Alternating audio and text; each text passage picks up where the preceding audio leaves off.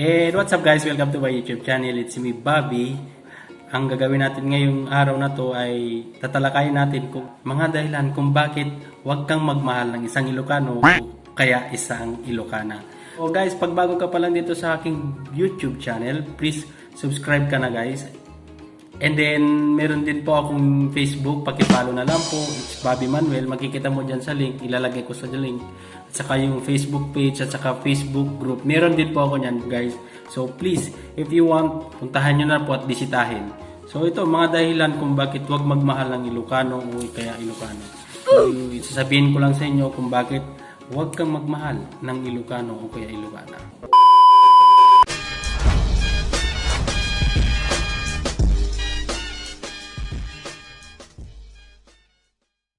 Unang dahilan kung bakit hindi ka dapat magmahal ng isang Ilocano o kaya isang Ilocana, ay totoo to, lahat ay nakakaalam nito. Pag sinabi mong Ilocano, unang isip talaga ng tao, kuripot. Oo, sasagit talaga sa isipan mo. At saka pag nagkakita ng makakahalubili nila is maitim, sabihin nila yan, Ilocano ka o Ilocana. Sasabihin nila. Pero ang number one talaga is ito, tatalagay natin is kuripot. Ang pagkakuripot ng mga Ilocano. Totoo nga ba? Ito pa ang dahilan kung bakit huwag kang magmahal ng Ilocano o kaya Ilocana. Pero, sasabihin ko sa iyo, dyan ka nagkakamali, kaibigan. Dahil alam mo ba na isang pagiging kuripot ay financially wise? Financially wise, guys.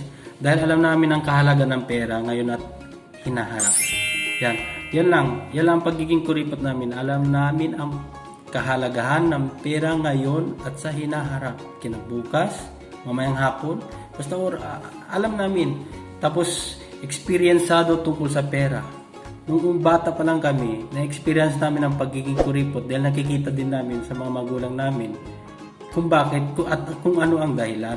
So, pag halimbawa, lalaki na kami, tradition na din namin yan magiging edad namin. So, ma-apply din namin ang pagiging kuripot pagdating ng magkapamilya na kami. Ang pagiging kuripot ay isang pamamaraan ng pagtitipid na kung saan meron siyang magandang naidudulot sa ating pamilya, sa isang pamilya. Dahil ang nasa isip namin kasi is madali lang mawala ang pera. Kaya ang pagiging kuripot namin, na-apply namin. Bawa, nung bata ako, pag humihingi ko ng pera, sasabihin ng nanay ko, kwartama na yun. Ibig sabihin, pera na naman. Kami mga Ilocano kasi, alam namin kung saan namin gagastusin yung pera So, hindi namin basta gastusin yun. At saka hindi namin basta-basta ipagkakatiwala sa ibang tao yung pera.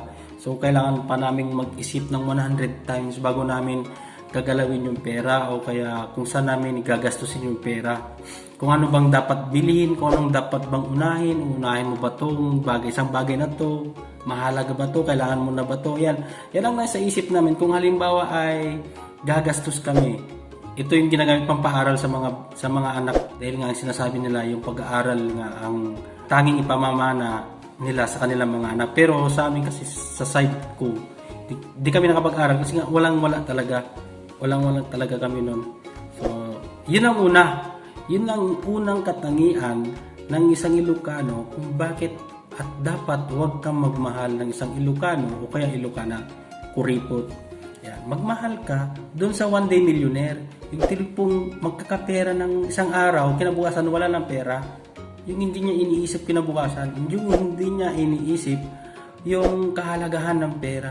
Kasi pag nagkahawak na ng pera, sige gastos agad, sige bili agad ng gamit kahit hindi naman kailangan. At kasi ang iniisip namin, pag bumili ka ng gamit kasi, dalawa yan gusto mo o kailangan mo. So, doon kami sa kailangan mo. Doon sa gusto mo, kailangan mo na rin yun So, doon ka sa magastos masyado. So, yun ang una. Pangalawa is maitim. As usual naman, maiitim ang mga Ilocano. Basta norte kasi, maiitim yan kasi nga, pagdating ng summer, doon ang pinakamainit Lalo na sa amin, doon sa Cagayan, malayo din kasi sa dagat minsan. Pero may marapit din sa dagat. So, maiitim ang mga Ilocano. Kaya huwag magmahal ng Ilocano. Maiitim at saka Ilocana. Maiitim. Dahil ang Ilocano, masipag yan sa bukid. Masipag magtanim. Masipag umani. Masipag magbukid. Yan. Diba? Masipag sa bukid yan. Kaya maiitim sila masipag magtrabaho. Doon ka lang sa maputi pero tamad. Doon lang sa bahay nakatago. Sa mga babae naman is maiitim, morena.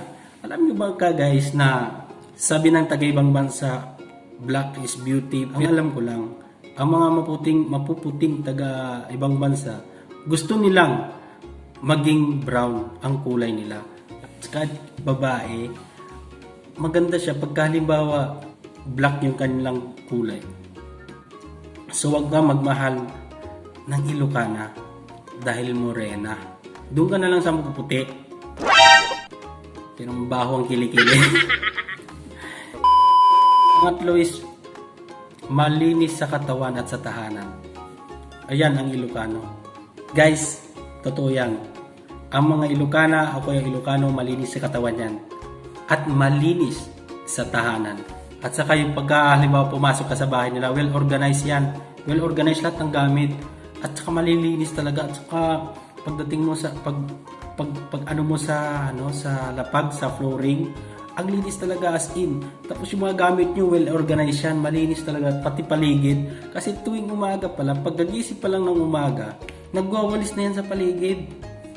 Uunahin talaga yan ang paligid ng bahay, ang paligid ng tahanan. Yan ang unang nililinisan ng paligid ng bahay nila. Kaya huwag ka magmahal ng Ilocano, kaya Ilocana. Dahil nga, malinis sa katawan. Ang panghuli na lang siguro na may share ko sa inyo ang ugali ng isang Ilocano kaya Ilocana na dapat ay huwag mo silang mahalin ng dahil dito yung marunong silang mag-entertain ng bisita. Yun lang guys. Dahil ang mga Ilocano, mga Ilocana, pag pumunta ka at pumisita ka sa bahay nila, ang bubukas, sige pasok ka, sige papasukin ka, paupuin ka, tatanungin ka kung kumain ka na. Okay na, kung kumain ka, sabi mo kumain ka naman na, tatanungin ka pa kung nagmerienda ka na. Ayan. Yan, very entertaining talaga itong mga Ilocano at saka Ilocana.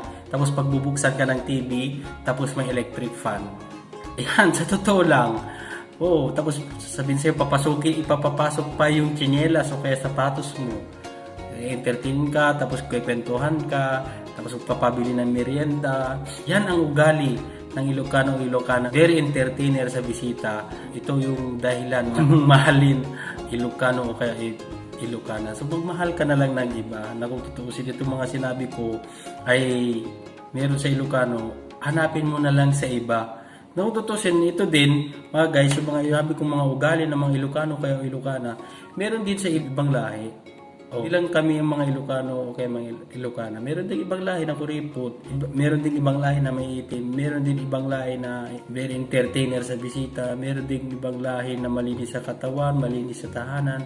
Depende na sa inyo yan guys. Sinabi ko lang ang mga dahilan kung bakit huwag ka magmahal ng isang Ilocano o kaya Ilocana na lahat ng sinabi ko ay may dahilan. Kung gusto mo itong sinabi ko, di magmahal ka ng Ilocano o kaya Ilocana. Diba? Pero kung ayaw mo, di wag. That's okay. I'm Ilocano. I'm proud to be Ilocano. Proud ka kung anong lahi ka ngayon. That's all guys. Thank you for watching. And very thank you for watching. Dahil nakapasyal ka dito sa aking channel. Ngayon, kung bago ka pa lang, please subscribe na guys. Like this video, leave a comment and subscribe and hit the notification bell para ma-notify ka kung may bago akong i-upload na video. Guys, meron din akong Facebook page at saka Facebook group. Ilalagay ko sa baba, ililink ko sa baba. Thank you and bye-bye.